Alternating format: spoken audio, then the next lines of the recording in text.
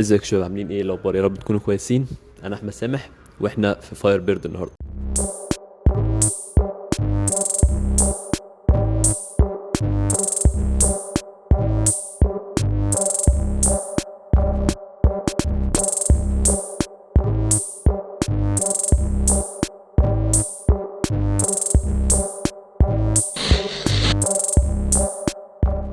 دي تاني ريفيو عندهم في المعرض.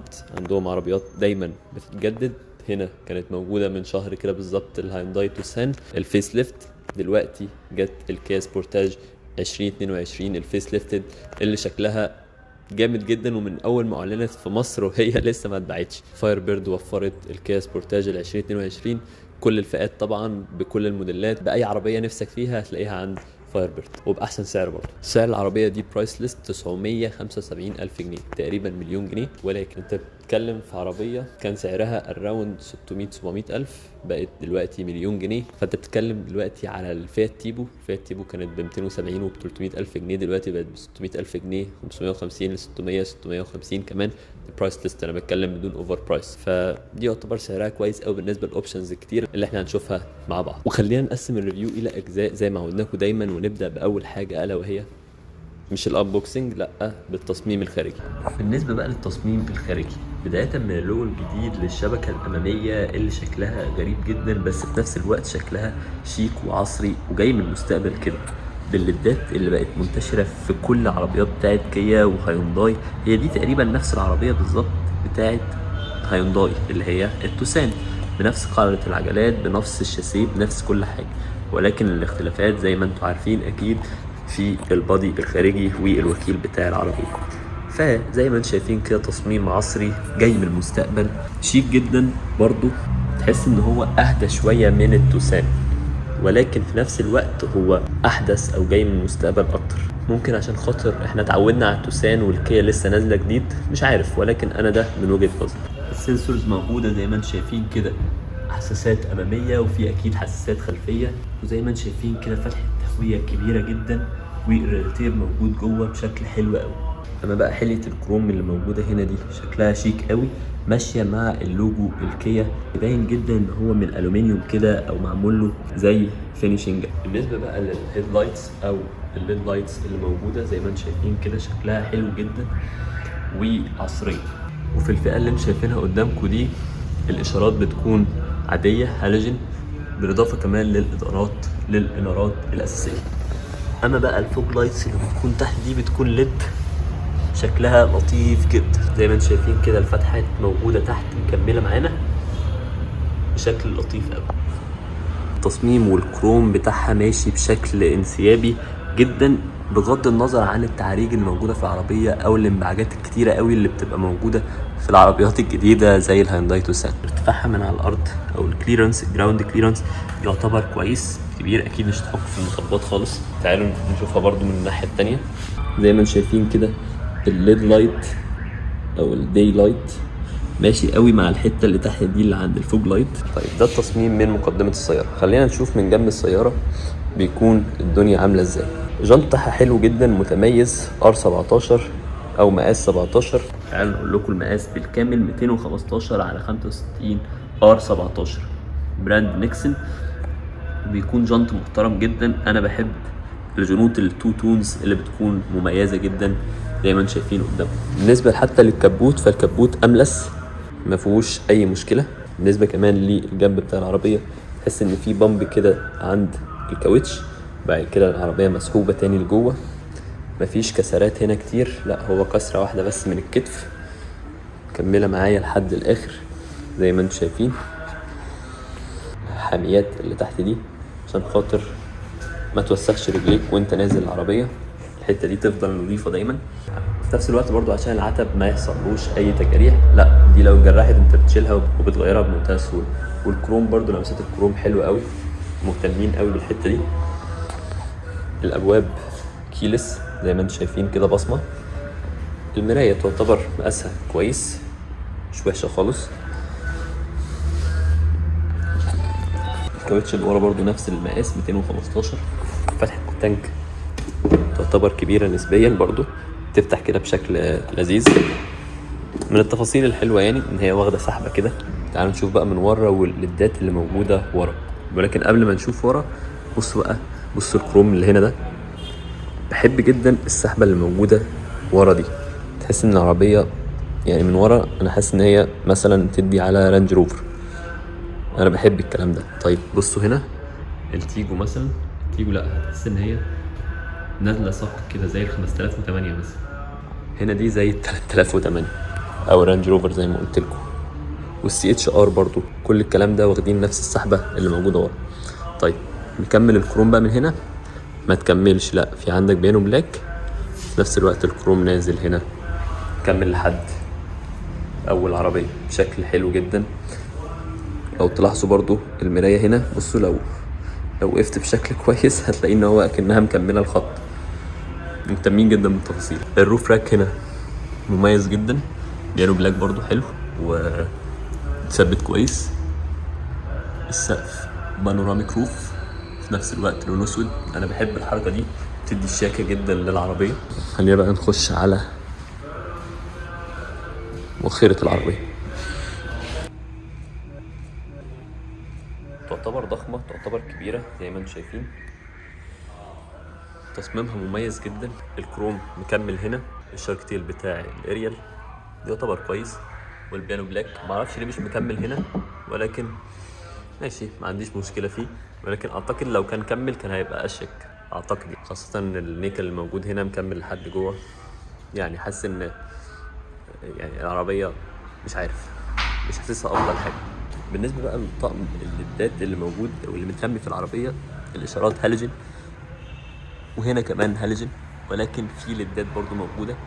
الفئه دي مش اعلى حاجه، عشان كده الدنيا مليانه هالوجين قدام ومن ورا. الحته دي شكلها حلو قوي، تحس ان هي اكستنشن كده متركب، ولكن ده الاوريجينال بتاع العربيه. اللوجو حبه الجديد ده، شكله شيك قوي. سبورتاج بنفس التكستشر بتاع الكيا زي ما انتم شايفين كده. برضو بصوا الجزء ده كل ده بلاستيك. ده عشان خاطر لو لا قدر الله حصل فيه اي حادثه او حاجه، ده اللي يتغير، ما يجيش في الصاج، لا يجي فيه الفبر. برضو اللومه اللي تحت دي هالوجين، شكل كويس قوي. فبر فبر فبر. برضو حته كروم كويسه قوي. برضو نفس الكلام من الناحيه التانيه. زي ما انتم شايفين كده الفبر مكمل معاك لحد مقدمه العربيه زي ما وريتكم من شويه. هو الفيو من هنا عجبني جدا، قلت اصوره لكم. المفتاح بتاعها برضو شكله شيك قوي. نفس التصميم بتاع الكيا اكسيد والعربيات الجديده من كيا. تقدر ان انت تدور العربيه من هولد ده، بس انا مش هدورها هنا. تقدر برضو ان انت تفتح الشنطه بشكل لطيف جدا، وتقدر ان انت تطلع المفتاح من هنا لو انت عايز تدورها بطريقه امرجنسي. طب ما تيجوا نفتح الشنطه. فتحنا الشنطه. الشنطه مش الكترونيه كده، ما كانتش راضيه تفتح في الفئه دي. زي ما انتم شايفين كده شنطه حافه التحميل بتاعتها زيرو، مساحتها كبيره جدا زي ما انتم شايفين. عندي هنا حاجات للتخزين بشكل كويس قوي. عندي هنا حاجات للتخزين والشيل والحط وكل الكلام ده بشكل كويس جدا ورايق. وعندي هنا ليد، وعندي ستارة عشان خاطر تشيل الحاجات اللي انت مش عايز تخلي الناس التانية تشوفها. هنا 3 اجزاء تقدر ان انت تنزلهم واحدة واحدة بشكل حلو جدا. هنا برضو الموكيت فخم جدا، جنط كامل R17 ولكن مش 2 تونز، اكيد فابريكا يعني يا جدعان. بالنسبه بقى للتصميم الداخلي، خلينا نخش العربيه واحده واحده من ورا ونشوف المساحات بتاعه الكراسي، ونشوف الباب والخامات ومستوى التقفيل. بلاستيك خشن، ولكن خشن نظيف. الهاند شكلها حلوه جدا، شيك زياده عن اللزوم الصراحه. كروم بيانو بلاك حلو قوي. هنا الحته دي كلها بيانو بلاك، مش وان كليك اعتقد يعني. هنا سوفت تاتش حلو، بلاستيك كله بلاستيك. الباب طبعا مقاسه كويس جدا، تخشه بمنتهى السهوله. المساحات حلوه. الكرسي اللي قدامي يعتبر راجع بشكل كبير، في نفس الوقت برضو لسه فيه مساحات حلوه. طولي تقريبا 175. المساحات كويسه. بالنسبه لفتحات التكييف كويس ان هو حاطين مساحات تكييف، عربيه كبيره. مساحه التخزين برضو تعتبر صغيره، ومفيش USB ولا اي حاجه. تمام. نفق الفتيس يعتبر صغير نسبيا، يعني ممكن حد تالت يجي جنبي ما عنديش مشكله خالص. برضو التكشر اللي موجود هنا ده حلو قوي، مريح، بياخد ويدي. هنا برضو الكاب هولدر بالاضافه كمان لمسند للايد بشكل كويس. هنا كل ده بتطلع وبتنزل عادي على حسب الحاجه. برضو هنا ايزوفيكس، اكيد عندك ايزوفيكس للاطفال، الكراش بتاعت الاطفال. وعندك كمان حزام امان اضافي كده. اكتبوا لي في الكومنتات ده بتاع ايه يا جماعه، هل ده بتاع الاطفال ولا بتاع الكبار. وفي هاند هولدرز كده زي ما انتم شايفين هنا كله معاه طبعا جنب السواق ما بيبقاش فيه دايما. وفي فتحه بانوراما حلوه جدا واصله لحد الكنبه تقريبا. بالنسبه بقى لمقدمه السياره او التصميم الداخلي داخل مقدمه السياره، الصراحه اول ما فتحت كده وقع عينيا على حاجه كده لطيفه جدا زي ما انتم شايفين كده، فتيس الكتروني. المهم خلينا نشوف الخامات. سوفت تاتش الحمد لله، هنا سوفت تاتش حياة لطيفة جدا. مقابض الابواب هنا، وحدة التحكم بالكامل سوفت تاتش. هنا مش سوفت تاتش للاسف معرفش ليه، ولكن حاسه ان هي في الفئات الاعلى بتكون سوفت تاتش. دول بيكونوا اوتوماتيك، الاثنين قدام بيكونوا اوتوماتيك، اللي ورا ما بيكونوش اوتوماتيك. وحدة التحكم في المرايات بالكامل، قفل وفتح الابواب. زي ما انتم شايفين كده مساحات تخزين تعتبر صغيره نسبيا، وزي ما انتم شايفين كده مساحات تعتبر صغيره نسبيا ولكن ماشي ما عنديش. تعالوا نشوف بقى المدخل بتاع العربيه. الكرسي مش كهرباء خالص، ولا ده ولا الحركه دي ولا الحركه دي. بسم الله. ايه رايكم؟ ايه رايكم يا جدعان؟ مكسوره فعلا جايه من فضاء. ولا تقول لي بقى بيجو 508 ولا 3008 ولا اي الكلام ده. تعالوا نقفل ونشوف بقى العزل بتاعها كمان بيكون عامل ازاي. ما شاء الله. طيب بصوا، نبدا بايه ولا ايه؟ يعني نبدا بدي، المفروض بتنور. ماشي حلو، كتر خيركم. ماشي. بالنسبه لي مرايه التعتيم فبتكون فريملس زي ما انتم شايفين كده، او مش فريملس قوي في نفس الوقت، تعتيم اكيد الكترون. طيب بالنسبه للتحكم في البانوراما، الاضاءات بتكون ليد شيك جدا، حركه صايعه يعني منهم، مفيش اي حاجه تانية هنا. وهنا بقى التحكم في الايه، البانوراما. تعالوا نشوف بقى المكسوره. دي اسمها مكسوره الصراحه. فتحات التكييف شكلها روش جدا، خاصه دي. ايه الشياكه دي، حاسه ان هي بتاعت طياره يعني. هنا وهنا وهنا اشك فتحتين طبعا موجودين في اي عربيه في الوجود، شكلهم شيك جدا.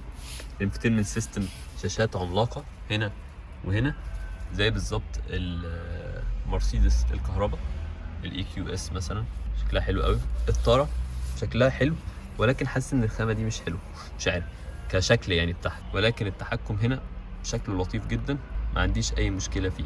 صوت بقى ورد على المكالمات وكل الكلام ده. وهنا كروز كنترول والتحكم في السرعه والسبيد ليميت وكل الكلام ده. يا سلام بقى لو كانت دي مشطوفه كده من تحت كانت تبقى حلوه قوي. هي 3 سبوكس بشكل حلو جدا ولكن مش حاسس ان هي مناسبه للتهريج اللي بيحصل هنا. المهم خلينا نيجي من هنا. انتوا متخيلين ان دي هي الفرامل؟ مش عارف ليه حطينا هنا الصراحه. طب هنا مفيش مكان يعني؟ ماشي ما عنديش مشكله طالما انت عارف مكانها خلاص. هنا التراكشن كنترول شكله حلو جدا. هنا التحكم في اللايتس فوق وتحت. تحكم مش الكتروني للطاره ان هي تدخل وتخرج وتطلع. هنا الفيوزات وكل الكلام ده. هنا فتحه الشنطه من قدام. هنا بيكون تحكم بيكون لطيف جدا. احاول ان انا افتح لكم اي حاجه في الانفوتينمنت سيستم ده. عندك هنا التحكم في الوايبرز بتاعت مساحات. هنا تحكم في الاضاءه. الله بصوا، انت مش هتتعب نفسك عشان تجيبها. كل ده بيانو بلاك شكله حلو جدا بجد خطير. يو اس بي تايب سي، يو اس بي 12 فولت، ستارت ستوب انجن، والفتيس الكتروني تحفه. عشان كده المفروض الحته دي كانت تبقى فاضيه زي العربيات التيجو مثلا والعربيات الهافال، كانوا حاطين الحته دي فاضيه عشان خاطر تنلك دي الكتروني. مش عارف. الاضاءات اللي هنا دي حلوه قوي زي ما انتم شايفين كده. واكيد كل الكلام ده موجود في امبيانت لايت زي ما انتم شايفين كده من تحت، ولكن احنا مش واخدين بالنا. كل ده فاضي حرام عليكم. ستارت ستوب انجن اكيد. هنا اوتو هولد عشان خاطر الفتيس دي اس جي هو 1600 تربو دي اس جي، فلازم يكون في اوتو هولد. كاميرا سيستم، بارك اسيست، درايف مود، عندك تقدر ان انت تتحكم في الدرايف مود من هنا. عندك 2 كاب هولدرز بشكل حلو جدا. حلو. الله، مش عارف ليه بس تمام يعني عشان تحكم اعتقد الحاجه. تعالى نفتح من هنا ونشوف. بصوا الجمال. بالنسبه للفتحه اللي موجوده هنا، تعالوا نشوف سوفت كلوز.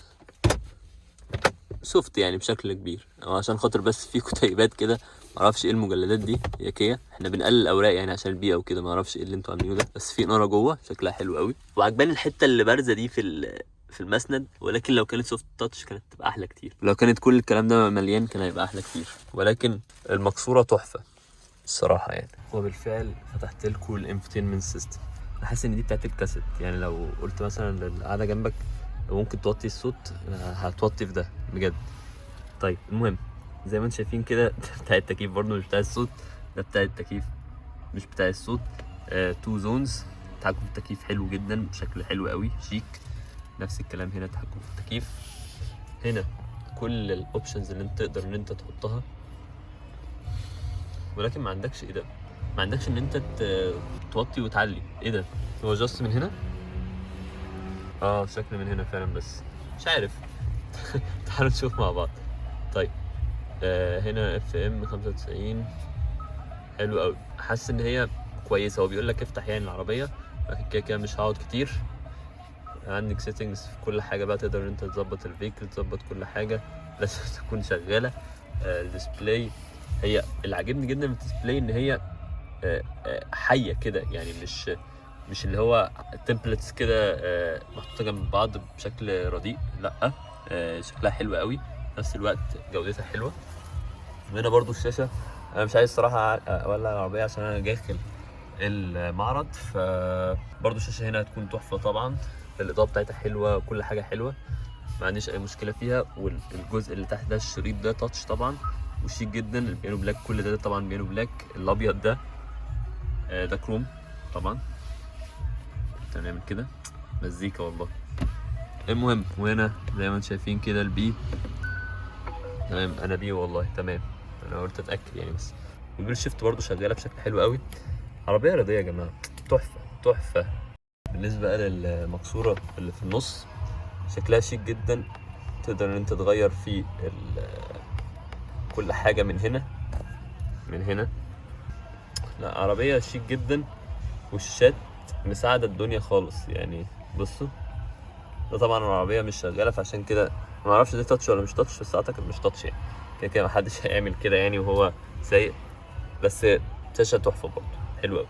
بالنسبه بقى للفئات بتاعتها، فخلينا نخش على البروشور بتاعها ونشوف ايه الفئات وايه الفرق ما بين كل فئه والفئه الثانيه. يلا بينا. طيب كيا هي عربيه كوريه، ولكن العربيه دي صنعت في سلوفاكيا، وبالتالي هي اتحاد اوروبي، وبالتالي تتمتع باتفاقيه الجات زيرو جمارك، ولكن برضه سعرها غالي، ما عندناش اي مشكله. الضمان بتاعها 5 سنين او 100,000 كيلو. الفتيس بتاعها دي اس جي دراي. مشاكله تعتبر كبيرة نسبيا، ولكن انت تخلي بالك منه وتفهمه، مش هيضايقك خالص لو انت فهمته وعملته كويس. البرفورمانس بتاعها عالي قوي ديو تو ال 1.6 لتر.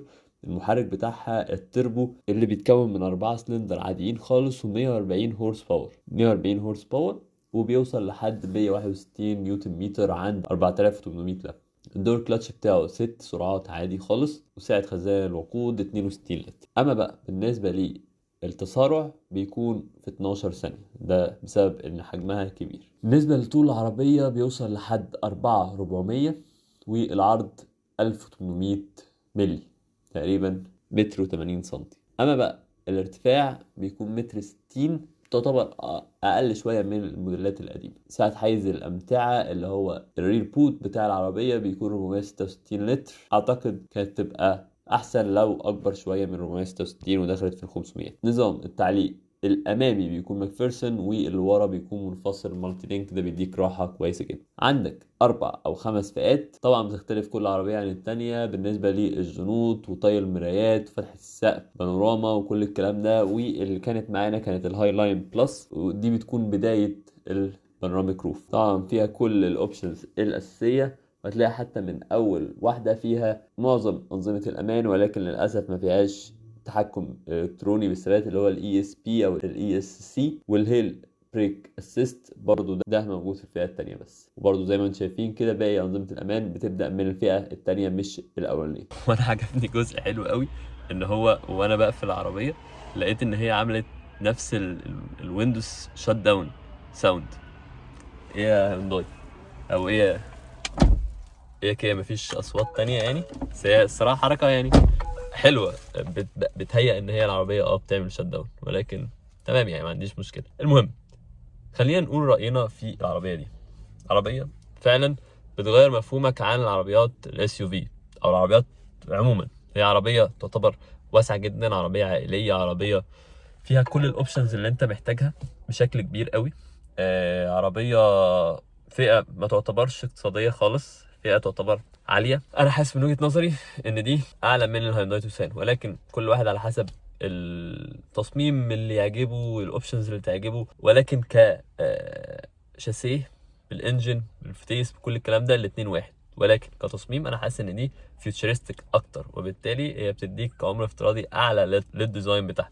انا حابب ده جدا في الكيا سبورتاج دي ال 2022 الفيس ليفت اللي اكيد هتنزل كمان شويه 2023. عربيه تعتبر ممتازه من حيث التصميم الخارجي والداخلي زي ما وريتكم وزي ما قلت رايي فيه. بالنسبه للبرفورمانس بتاعها كويس قوي، لكن خلي بالكم الفتيس الدي اس جي واستخدموا الاوتو هولد بشكل حلو قوي عشان خاطر تفهموا هو بيشتغل ازاي الفتيس فما يحصلوش اي مشاكل. خلي بالكم الحته دي. بالنسبه للامان ففيها 6 ايرباج، فيها اي بي اس واي بي دي واي اس بي، وكل الاوبشنز بتاعت الامان المعروفه واللي مش معروفه بالنسبه لكم موجوده في العربيه اللطيفه دي. بالنسبه كمان للتقفيل الداخلي والخامات، طيب بالنسبه للفئه دي تعتبر الخامات بتاعتها مقبوله، مش افضل حاجه كخامات يعني، من هنا فوق طريه ولكن برضو مش حاسه ان هي افضل حاجه، مش جلد مثلا، ولكن تعتبر كويسه جدا. وبرضو حته ان الحتت دي او في بلاستيك كتير قوي في الابواب الخارج اللي ورا واللي قدام برضو مش عاجبني قوي، ولكن عربيه برضو تعتبر كويسه كخامات بتاعتها يعني، حتى البلاستيك اللي فيها مش وحش. بالنسبه للتقفيل فالتقفيل جيد جدا ما فيهوش اي مشكله او ممتاز حتى. بالنسبه بقى الاوبشنز اللي فيها، فالاوبشنز اللي فيها انا حاسس فعلا ان انا راكب عربيه حلوه جدا، بالذات المقصوره اللي انتوا شايفينها قدامكم دي، الشاشتين اللي لازقين في بعض اللي مديه تانية كده كسره حلوه قوي، شيك قوي قوي قوي زي ما وريتكم من شويه. بالنسبه كمان المقصوره الجانبيه اللي من الجنب دي والفتيس والتصميم كل الكلام ده، وكمان الهاند بريك او الالكتريك بريك اللي موجوده هنا دي شكلها حلو جدا موجود الناحيه الثانيه. بالنسبه للسان روف تعالوا نعمل كده ونحاول ان احنا نفتح السان روف. مش لازم ان احنا نفتح السان روف، ولكن فتحه سقف كبيره جدا تديك شكل حلو يعني.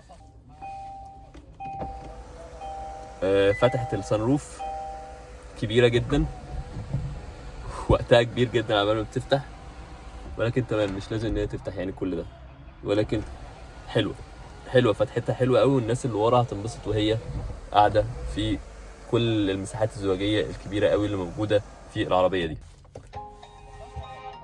سمعتوا الشات داون ده يعني لذيذ جدا، ولكن يعني حلو انا مبسوط بيه. بالنسبه للفئات وزي ما انتم شفتوا في البروشور يعني انتوا احكموا بنفسكم وشوفوا انتوا على قد الفلوس اللي انتوا حابينها تقدروا انتوا تجيبوا ايه، ولو عايزين انتوا تشتروها او تشتروا اي عربيه تانية فاير بيرد هسيب لكم رقم التليفون تحت في صندوق الوصف. وبس كده، يا رب تكونوا انبسطتوا، يا رب تكونوا استفدتوا، ان شاء الله اشوفكم الريفيو الجاي. سلام.